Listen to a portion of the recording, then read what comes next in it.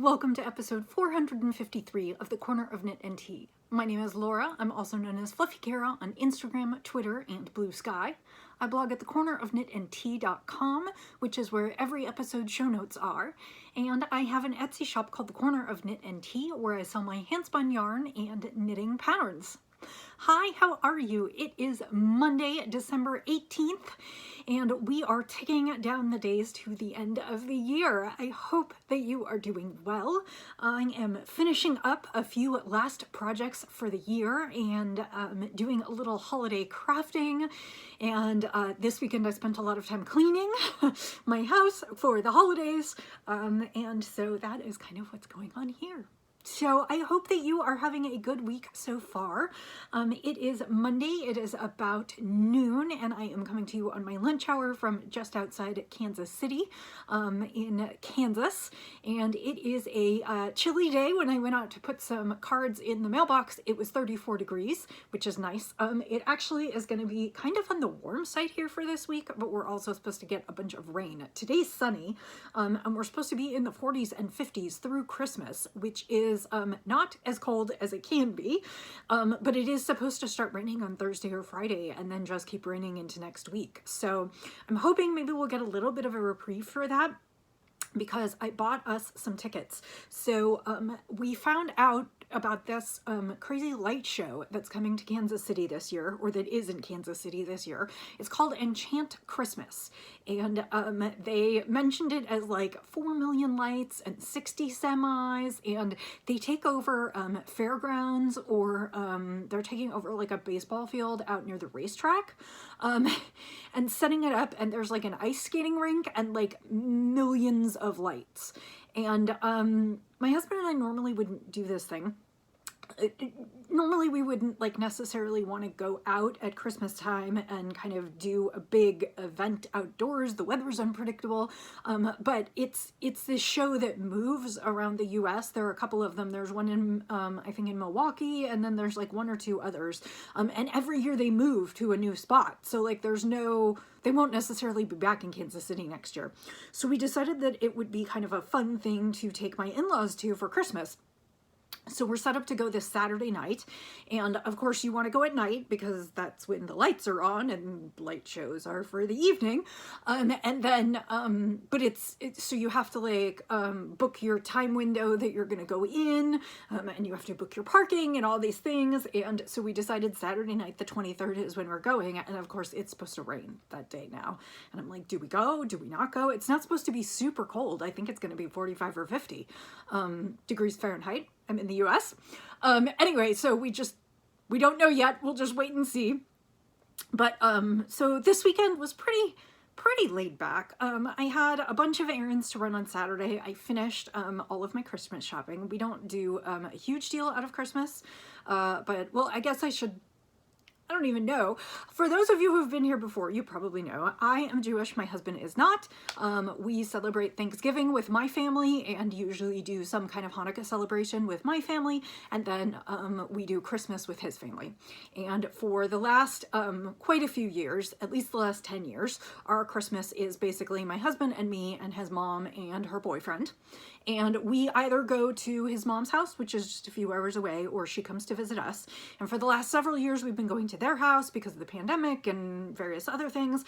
This year, I have to work the day after Christmas, and we didn't want to have to drive home Christmas night, so we offered to host here. So they're going to come here, and they'll be here on Saturday the 23rd, and then we'll do Christmas Eve and Christmas, and then I have to work the day after Christmas, but I work from home, so it's not a huge deal. And Wes is off, so they can, wake up, have breakfast, do whatever they want to do. And I don't know whether they'll stay an extra day or not. It's kind of up to them. But so that's kind of our loose Christmas plans. So, and we haven't exchanged gifts for several years since my in-laws retired, but what we do instead is, one of us usually buys kind of a gift basket full of, sausages and cheese and dried fruits and nuts and candy, and, it's just kind of a snack thing to do for Christmas and something special. So we kind of, I think in the UK they call those hampers.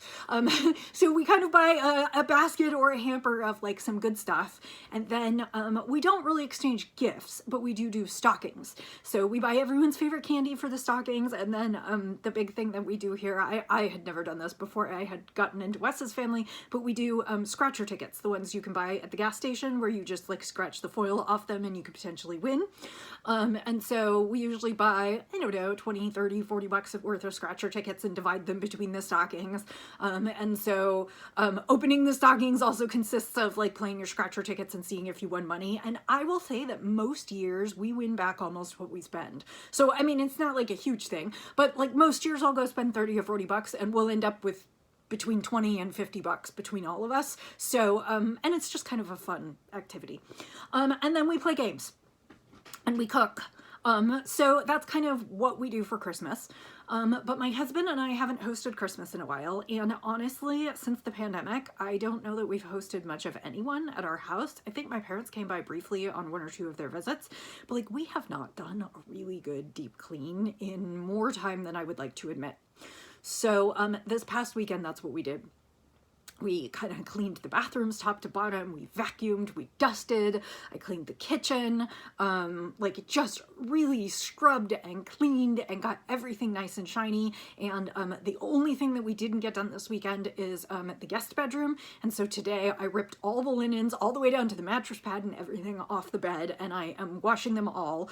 I am positive that the last people who stayed in that bed are my in-laws, but I can't tell you the last time I ripped all the bedding off that, because so my in-laws live only about 2 hours from us, and they live in, the town is called Manhattan, and it's kind of a pretty small college town in Kansas. It's got 30 or 40,000 in it. And so sometimes when they need to do medical procedures or whatnot, or have doctor's appointments, they're actually in Kansas City. So they will come randomly and just spend a night with us occasionally, kind of on their way to do other things. So like I'm positive that the last person to sleep in that bed was them, and they probably only came for one night, so I thought, maybe I don't have to change the sheets. But I was like, I don't remember the last time I actually stripped that bed all the way down and did everything. So that's what I'm doing today in between working. And so we spent the weekend cleaning, and it was really great. Like I'm not excited to clean, but the house looks really good, and it's been a while and I should probably do that more often. So that's kind of what we did this weekend. I did a little bit of crafting. I did, so I ran out and I ran errands. I got the scratcher tickets. I got like the last minute candy. I got everything set. I made my shopping lists for all the food that I'm going to cook for Christmas. I'm not actually going to the market until probably Saturday this coming weekend, because it's all like a lot of it's fresh produce and meat and stuff, and so I don't want that to sit all week. But like I made my shopping lists, so I'm all set as far as that goes. The house is clean. We're basically almost ready for their arrival. We both have to work this week, so you know, we'll do the regular stuff around the house, but like we're basically almost ready for the holidays. So the one fun thing that I did this weekend that was like fun celebratory is I met up with a bunch of friends at a local wine bar, and we had just had kind of a before the holidays get together. There were about 6 or 7 of us. It was a really nice way to sit and chat and laugh, and it's a wine bar where you it's one of those places where they give you a card and then you can wander around and fill your own glass, and it's like all machine organized. So you put your card in and then you press the button of what you want, and you can get 1 ounce, 2 ounces, 4 ounces, or like you can buy the bottle of wine. And so it's great because you can go taste a bunch of things. Like there aren't a lot of places you can go where you can get like 1 ounce of a wine to taste it and see what you think. And so I had like this sparkling cranberry wine. I had some mead called Viking's Blood. And then I had, it was really good. It was like a caramel chip, toffee chip cookie. It was really good. And so we just sat, and it was really nice. I mean, obviously, the pandemic is not over. Lots of people are getting sick this fall, so I do have some concerns about like going out and socializing in big events still. But you know, so much has changed since the pandemic. I used to go out with my knitting friends once a week, and we would sit and have dinner and knit for like 3 or 4 hours together. And then I used to meet up with this other group, the group that I had wine with. I used to meet up with with them for book club meetings and other things. And we've kept a lot of that up, but it's all over Zoom. So we're never actually like in person. And as much as I love Zoom, I mean, thank goodness for Zoom and FaceTime and all of those things that allow us to communicate with people and see them in real time and spend time together. They're just not the same as getting together in person. And I just find that I get together in person with people so rarely now that it's really kind of a treat. So I'm keeping my fingers crossed that we didn't get anything. I figure by Friday I'll know, because this was this last Saturday. So I figure by the time it's been basically a week, I'll know before my in-laws come. And we have tests, so I can always take a test if I don't feel well. And now we're just kind of working and waiting for the holiday to come. So that's kind of a little bit about my weekend. I'll show you one other thing that I did that's like a little holiday crafty, but that actually is knitting, so it'll be part of the podcast proper. So today I am drinking in my Friend of the Pod mug. This is Crooked Media Podcasts.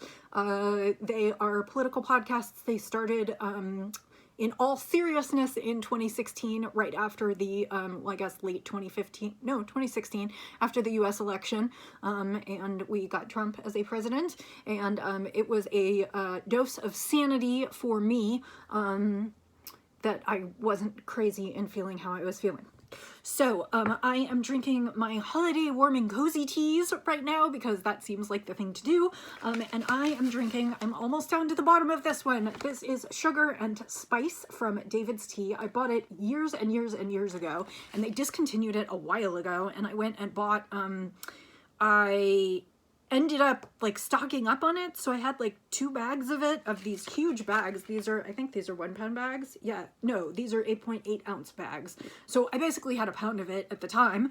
And now I am down to the last few cups. But this is a black tea, apple, cinnamon, cloves, carrots, marigold petals, orange peel, and natural vanilla flavor. So it's supposed to be like a spice cake. And that's exactly what it is. And it's a black tea. It's just really, really nice. It's got a little bit of, I guess it doesn't have citrus in it. It's got the apple. I was thinking, oh no, it does. It has orange peel. So it's got like a little bit of spicy, a little bit of citrusy. It's just really a good tea. And like I said, I'm down to the end of it, which I have mixed feelings about. Part of me is very sad because they don't make it anymore. But I do have a lot of spice teas. But part of me is also happy because I had 2 huge bags of this, and just like yarn in this, moving yarn in the stash out, like I love it in the stash and I love crafting with it. I love drinking it. And then it's also nice sometimes to get it out of the stash and have it all used up and not be holding on to it anymore. So that is Sugar and Spice from David's Tea. I will double check, but I don't think they've brought it back. However, there are tons of lovely spice teas out there, so I am a big fan of chai and like just spicy, like I love the Downton Christmas blend, which is also kind of the black tea with spices and a little bit of citrus. So it's a very holiday-y blend. So I have 2 finished objects for you today. The first is the shawl that I was working on, and that is called Turn It to the Max by Joanne Bint, who is, hang on. She is Snowy Thistle Knits, and the pattern is available on her website. It's not just a Ravelry pattern. It's called Turn It to the Max, and again, it's at Snowy Thistle Knits, and because it's not on Ravelry, there is a link to it in the show notes. And I knit that in a Jump in the Pool colorway from Zen Yarn Garden. Jump in the Pool colorways are colorways that are dyed so the skein pools. If you look back a few podcast episodes when I started it, maybe like 4 or 5 episodes ago, I held out the skein, and half the skein was kind of this royal blue and half the skein was this white that had red, green, and yellow speckles. It was really fun skein, and so the pattern basically has you do a certain stitch when you get to the pooling sections that you want, so you end up with something that looks like this. And so this is a lovely little crescent shawl. It actually blocked out to a really nice size. This is 1 skein, so it's 400 yards, 100 grams. The blend is super fine fingering merino, and it is 90% superwash merino and 10% nylon. And again, this is the Jump in the Pool colorway. The colorway is called Iceberg. And as you can see, the blue knits up into sections, and then you can also do kind of the pooling sections. And of course, sometimes I didn't knit the pooling yarn into do the pooling stitch because I felt like it would just be too many in there. So there are sections where you can see where I just let the yarn be as it was, and basically I made the yarn and I made the decisions in concert where we should add those kind of dropped stitches that create those fun kind of almond shapes. So it's a decent sized shawl in terms of it is almost arm's length for me. Yeah, it's basically arm's length. And it would not be a super warm shawl, but it would be like a really fun accessory to wrap around your neck and wear it kind of bandana style. And it shows off the night light. It shows off the yarn really well, and actually, even though I didn't really think of this as specifically a Christmas color with the blue and then with the red, yellow, green, I almost think it looks a little bit like Christmas lights. So, yeah, so this shawl, the pattern and the yarn will be available probably in January. I'm sending this off to the photographer now, and they will do kits, but it just was one skein of yarn, and honestly, you could do it with any pooling skein that you have in your stash, and there are a number of dyers who dye pooling skeins. You could do it without as well, and you could do it in a single color, or you could do it even in a multicolor, and you could just decide where to put them in, but the fun of the pooling is that the yarn kind of tells you where it wants you to do those stitches. So that is that one finished, and like I said, I'm going to I have I have that colorwork sweater, and so I'm going to box that up with this one and send it off to the photographer, and then come early in the year there should be some new kits available. So the second thing that I'm sort of considering a finished object, even though it's not quite, I mean, it is enough by itself, but it has two mates. Yes, two mates. It's a triple.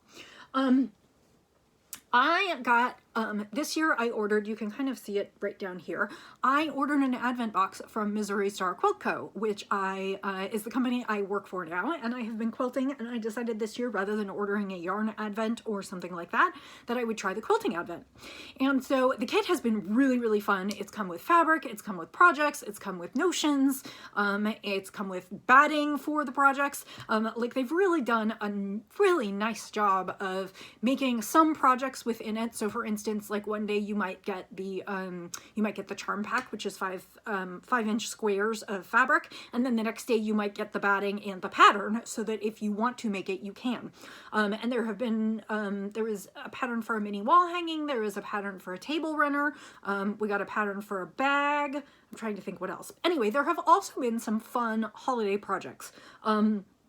And one of them was, they gave us a set, I think I talked about this a couple weeks ago, they gave us a set of 3 styrofoam trees.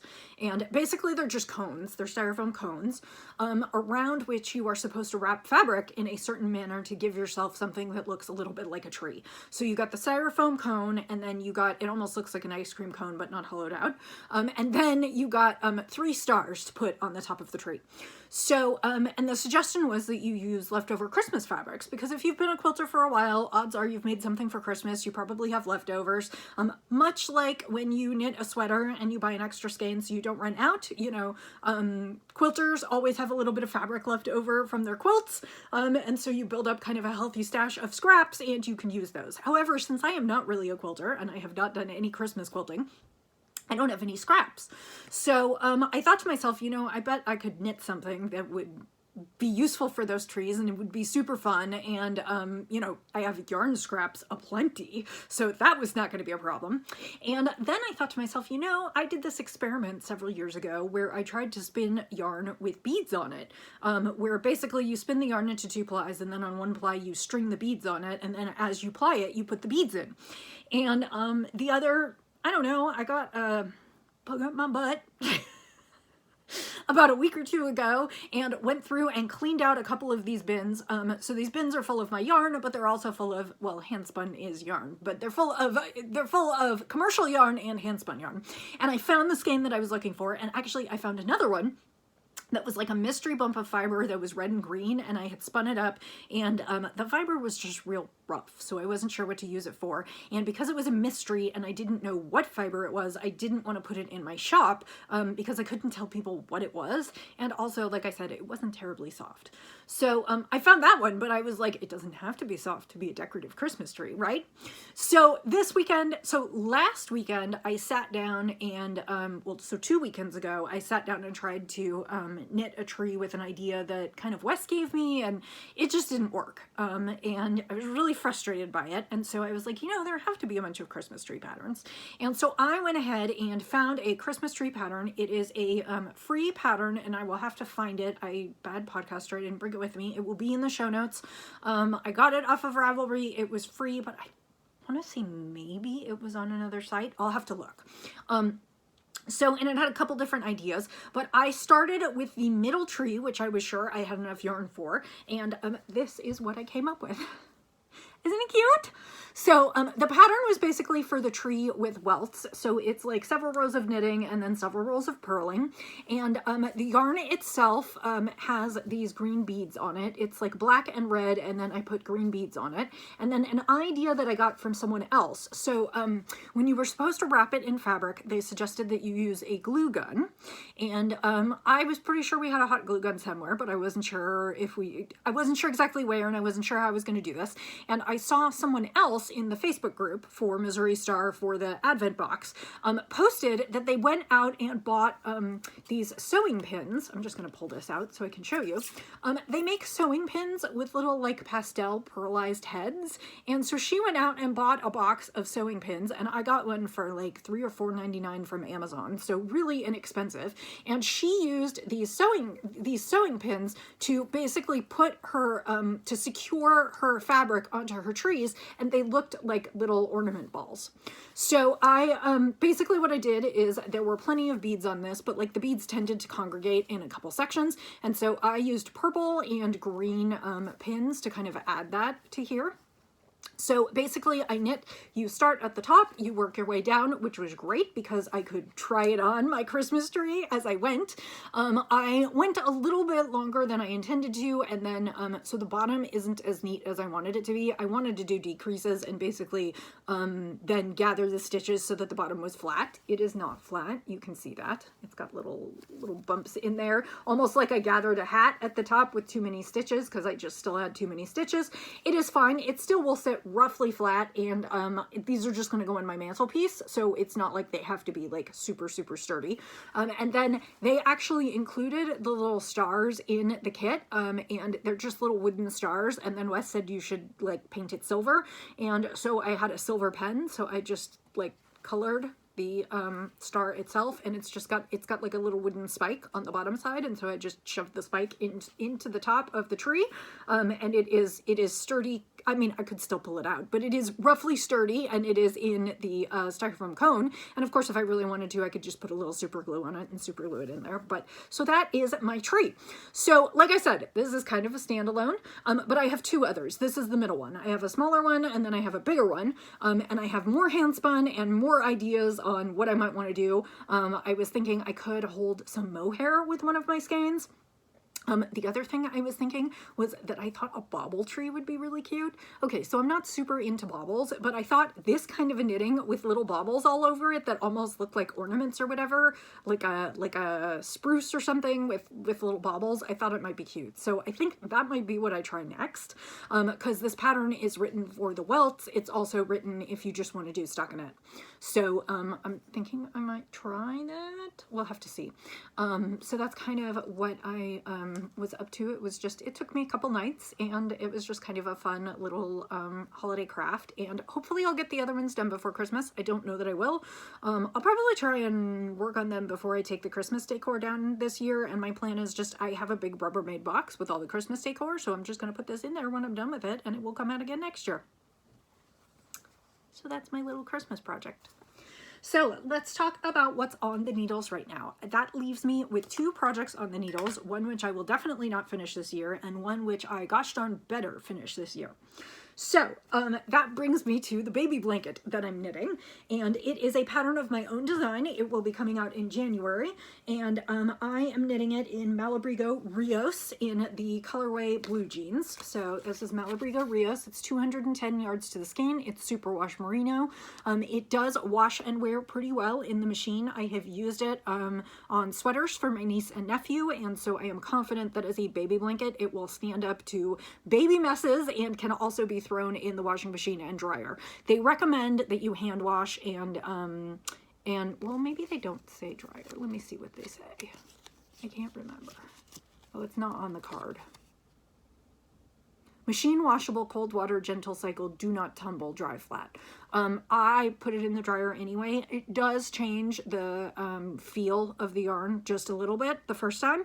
Like it's not as crisp, it's a little bit fuzzier, but I don't care because I think it makes a really soft blanket that is wonderful for babies. So in the Blue Jeans colorway, Rios Blue Jeans, this is the color. This is my 5th skein.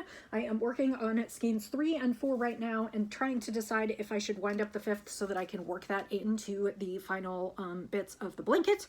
I don't even know how many repeats I have now. I haven't counted them. Hang on. 1, 2, 3, 4, 5, 6, 7, 8, 9, 10, 11, 12. So I'm 12 repeats in. The blanket will, when it blocks, lay flatter. It is the pattern itself is a chevron and it's in knits and pearls, and so it's kind of wrinkled right now, but I know that it will lay flatter. So I am I'm definitely on the way to what I'm looking for. Let's see what we've got.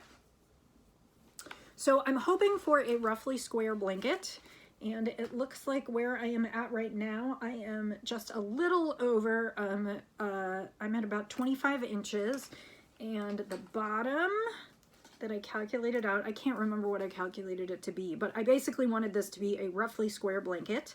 So let's see what I got on the bottom. And this is not scientific because this is not washed and blocked. So this is just me trying to knit a square.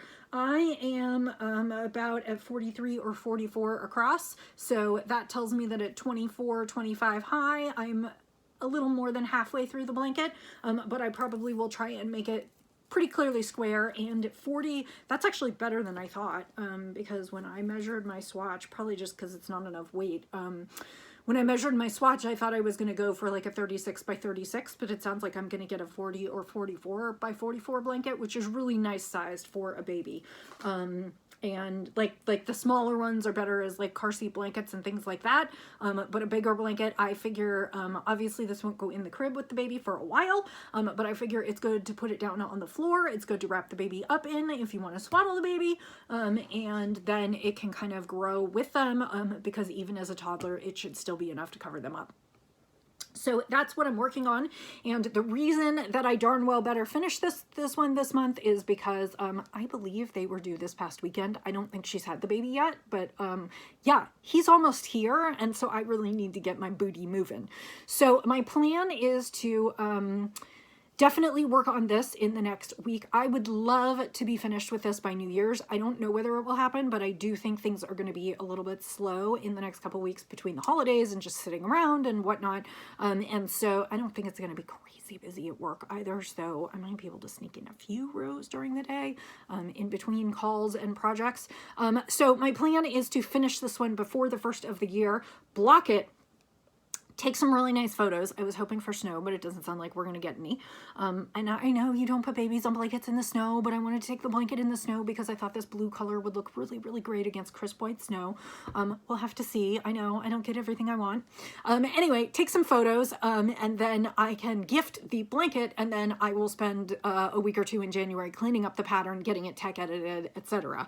Really, I need to knit the darn thing, and then I need to take some really nice photos, and then it can go off to where it lives. I don't always, like a lot of my samples, I still have them, and I don't usually send the samples out unless specifically it is a gift and it is something like this. It's not like I think my sending the blanket first thing in January is going to be a real problem, considering that the baby's going to be born in December and will be a baby in January and February when it's cold, and it's not like they won't get to use, it's not like they'll outgrow the blanket like they would if I did a newborn sweater and sent it later on. Anyway, I know, I'm just rambling today. I'm sorry. I'm kind of wound up. I don't know why. So this is the blanket that I'm working on. Obviously, it doesn't look super different from week to week other than the fact that it's growing. But I would really like to only show this to you. I mean, I will not be done by next week, but I would really only like to show this to you 1 or 2 more times, and really like call it a thing. So call it done, and then also be able to get the pattern out. So, and I probably won't do a test knit on this pattern. It's a really simple pattern. I'm not, like it really is just knits and purls in these little chevron formations. And there's a chart and there's written instructions, and I'll probably just run it through the tech editor and then not worry about it too much. So yeah. I mean, it's a big square baby blanket, and it's not like there's anything complicated. So I don't think it's going to be, it really is literally knits and purls. The only thing you have to know how to do is you have to know how to like slip 3 at the beginning and end so that you can create the I-cord edging. So slipping. That's, well, and I guess the one thing you'll have to do is like the applied I-cord edging at the very top of the blanket. So the blanket starts with an I-cord cast on, from which you basically knit the blanket, and then 3 stitches on either side become the I-cord that you run up and down the sides of the blanket so that they have like that real nice finish on there. And in that you slip the stitches on one row and you knit them on the other. I know, real difficult. And then at the top there will be kind of an applied I-cord bind off as you finish it. So I guess there you'll have to know how to slip and to knit 2 together. So that's knit 2 together, SSK? I can't remember. I'll have to look. Also, because I'm left-handed and I write the patterns for right-handed people. Basically, sort of the same thing. Anyway, so that is this blanket in progress, and I am enjoying it. I can easily get through 1 repeat a night. Some nights I do 2. I think I'm going to have to step it up and do 2 from now on. But now that I have no other projects that have to be done by the end of the year, because I wanted to get that sample out, now that I have no projects that have to be done, this will take priority, and hopefully you'll see this once or twice more, and then we'll be done with this one. And then I'll just be able to announce when it's available to make. So the last thing that is on my knitting needles, and I really am getting a lot of joy out of this is actually the one that I usually knit on if I'm waiting for a meeting to start or something, because it's real short little rows and I can have some fun with it, is my Christmas blanket. Now I am knitting Northeasterly by Skinanigans, and she does sell the pattern on her website, so that is the link that is in the profile. And it is for leftovers, and it just creates this real cozy chevron blanket. And so you're not knitting that many stitches on the needle. The pattern is written, you can do it in DK or fingering, and frankly you could do it in any weight, because it's pretty simple. You have a certain number of stitches on one side of the center slipped stitch, and you have a certain number of stitches on the other side of the center slipped stitch. It doesn't really matter how many you do, and then you just follow the pattern. It's basically a 2-row repeat, and so you follow the pattern, and you can make it scrappy, you can not make it scrappy, kind of whatever you want to do with it. This is your project, make what you will of it. I decided that I wanted to make a Christmas themed blanket because I had a bunch of Christmas sock leftovers and things that I didn't feel necessarily fit into other blankets real well, and I don't know, I just decided it would be a fun thing to do. I'm not into sewing Christmas quilts, but apparently I wanted a Christmas blanket. I do not expect that this is going to be done this season in the least, not the least of... Not only because I don't expect to finish it, but because I don't have enough scraps to finish it. This will take, I make a pair of Christmas socks every year, and so this will take a few more years to build in more scraps and make more scraps and whatever, and that is totally fine with me. I anticipate that this is one of those blankets that I will want to work on in November, December, January every year, and then I will put it away and bring it out the following holiday season, and eventually I will call it done. So, she gives you some suggestions on how long you can make your stripes and what you can do with them and how you can put them together and whatnot. And so I am making mine, as it turns out, it's going to be a little bit more than 5 feet, just because I ended up going a little further and didn't really realize it. I just kind of measured and then kept knitting and blah, blah, blah. So my columns, and this is a column, are a little bit more than 5 feet. I would probably say 5 feet. 3, 4, 5 inches, something like that. And so that is going to be the total length of my blanket. And then I can just add as many columns as I want until it gets to the size that I want it. I want this to be a good size so I can put it out on my couch and I can snuggle with it during holiday season. So where I left off, I think when I talked to you was, I think I talked about this one or maybe this one. This is Northbound Knitting, and it was her oleander colorway, and I made socks out of it. It also came with a mini in this like bright pink, so the heels, toes, and cuffs were there.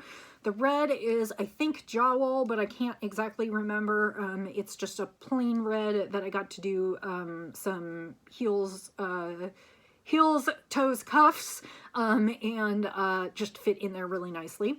This one is actually my Christmas socks for this year. I bought this skein on a D-stash. It is Nomadic Yarns, and I can't remember what the colorway name is, but it is a Christmas colorway. It's got the silver, the purple, the red, and the 2 greens, and then actually there's another stripe of this green. Well, no, I guess it started at gray again. I lied. Okay, so it's 5 stripes, and that is what I'm going to be knitting my Christmas socks this year out of, but I decided to just put one color repeat in the blanket because why not? This is, I think this was Farmer's Daughter Fibers. I knit this into socks for my nephew a few years ago, and I had, then it also went into my most recent sweater. It is the very top of my sorrel, and so I had just a little bit left over, and it was something about like forest or winter forest, something about that, and I thought it would be perfect with kind of these different greens in there.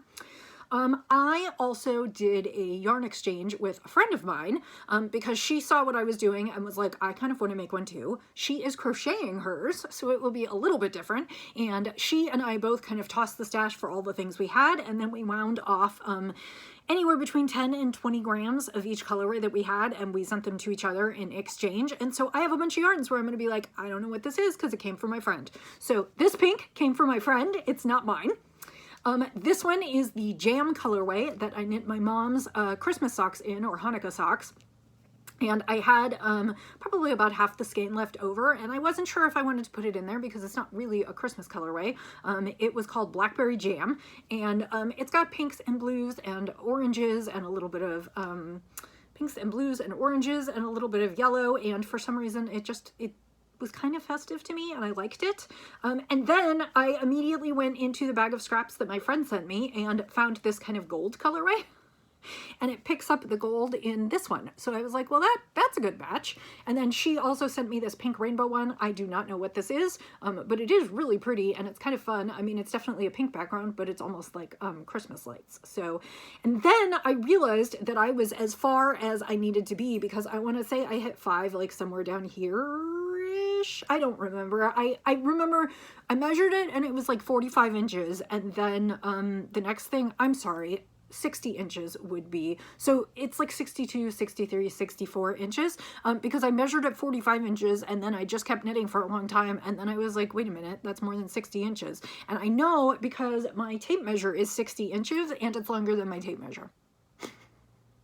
So I was like, oh, and I think I had just started this one when I measured to see where I was at. And I was like, well, I already started it. Let's go ahead and finish it. So, yeah, so I finished it. And then I was like, I guess we're done now. Which means it was time to start the second one. So this was actually the part of the blanket that I was both looking forward to and dreading. I was really excited to start a second column, but I was also trying to figure out how I was going to join things because she had what looked like a fairly invisible join in there, and I kept reading it and kept reading it, and I think part of my issue with not figuring it out is that I am left-handed, and so things I'm joining on a different side and on a different row, and I just, for whatever reason, it didn't make sense to me. So I played around with it a little bit, and ultimately what I decided to do is, and I didn't even figure this out until I was several rows later, was I decided to use the join that I used in the 10-stitch blanket. And I knit that a while ago. I've knit 2 of them. One I knit in fingering weight, one I knit in worsted weight, which was a sample for Zen Yarn Garden. And the way that works is there are 2 joins there, and one of the joins basically gives you almost a slipped stitch, and it gives you kind of a ridge of stitching that differentiates between the sections. And so that's basically what I did here. And so you can see that I end up with this stitch on the edge of the column. And it wasn't until I got to almost the changeover that I realized that what I did was more or less echo the slip stitch that goes up the center of these. So it looks almost the same. I mean, you can see the little bit at the edge here where I'm knitting two together or SSKing, and then that last stitch, which is kind of the slipped stitch that I then used to join them. But so it looks like it belongs there. It looks like it matches, right?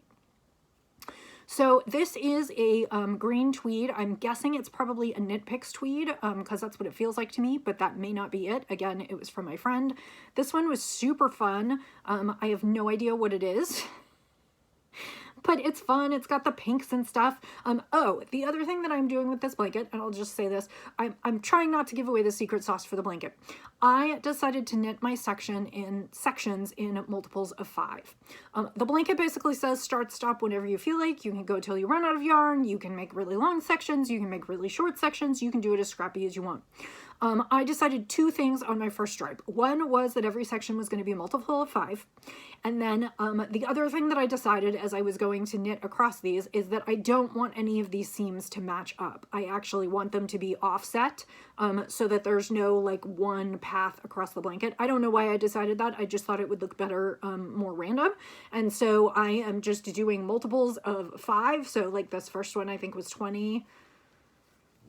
I don't know, this first one was 20, this might also be 20, but like this next one was 10. And so I'm just doing multiples of 5, and as long as I vary my multiples of 5, then it'll basically be the same thing.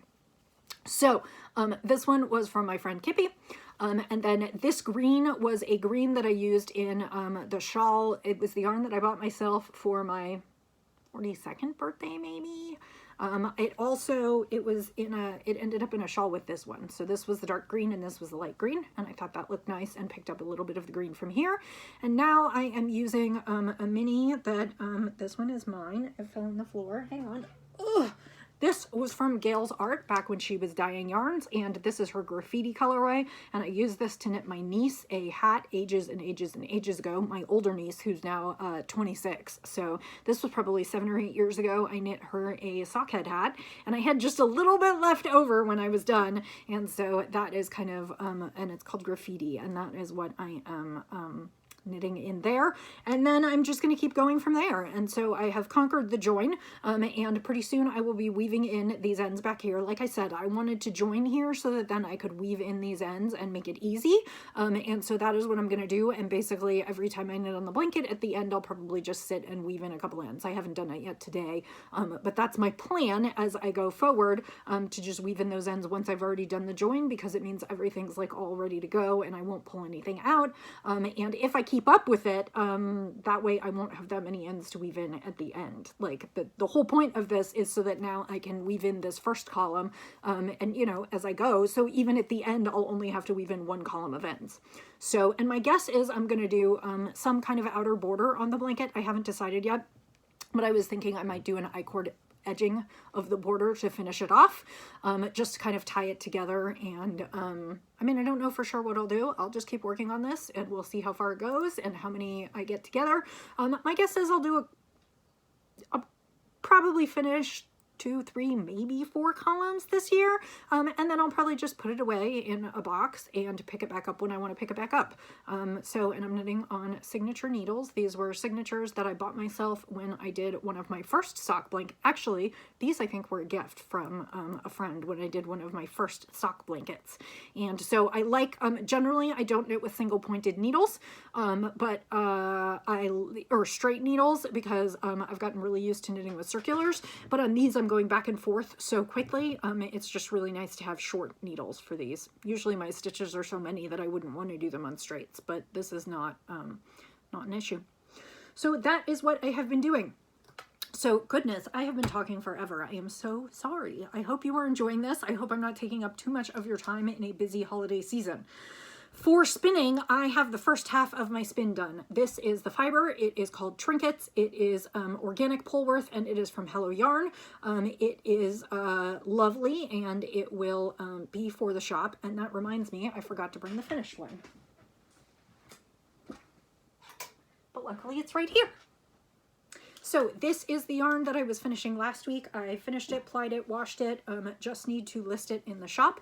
This is Will-O-the-Wisp. It was 23 micron Tarhi, and it was dyed by Hello Yarn, and as I suspected, it came out very, very blue, but it is, got a weird loose strand there. I'll fix that later. It came out very, very blue, but it's also got bits and pieces of other things. It's got some orange, it's got some like mauve or pink, magenta kind of colors in there. It's got some really nice bits and pieces, but overall kind of reads very tealy blue because it has obviously a whole bunch of blues, light blues and dark blues in it. This will be going in the shop, hopefully later today or tomorrow, and it came out to, that's what I didn't do. I didn't finish the stats on this. It did, my guess is it came out to almost 400 yards, because this one actually did spin up pretty thin, and when I counted the loops, when I wound it off on the Nitty Naughty, there were more than usual. So more yardage than usual. Usually I end up between 300 and 350. This might be 375 or 400. I will figure that out. And the information in my Etsy shop, which is called The Corner of Knit and Tea, that will always be the most accurate place to find yardage and weight. So that is what I am working on. I suspect that next week's podcast is going to be a day late. Obviously, I podcast on Mondays. Next Monday is Christmas, and we will have my in-laws here, and so I don't think I'm going to record on Christmas. I likely will record on New Year's Day because we're just going to be hanging out around the house, and it's just us. So next week, expect that my podcast will go live on Tuesday. I know I've been bad lately, and sometimes I've forgotten to publish it, so sometimes it goes live on Tuesday anyway. But you will probably be with your families on the 25th, as long as you're celebrating Christmas. So expect that next week I will be on the 26th, and I will show you what I have completed and where I'm at, and we'll talk about end of the year and goals for the new year. So I hope that you have a wonderful week ahead. I hope that you are enjoying the holiday season. I know it is fraught with family and emotions and end of year turmoil, or maybe you're just very excited to start 2024. I'm really hoping 2024 is a better year for so many of you. I can't say that I had a terrible 2023. I got a new job. I really like it. But I do know that a lot of people had a lot of struggles in 2023. And so my wish is for a happy and healthy new year.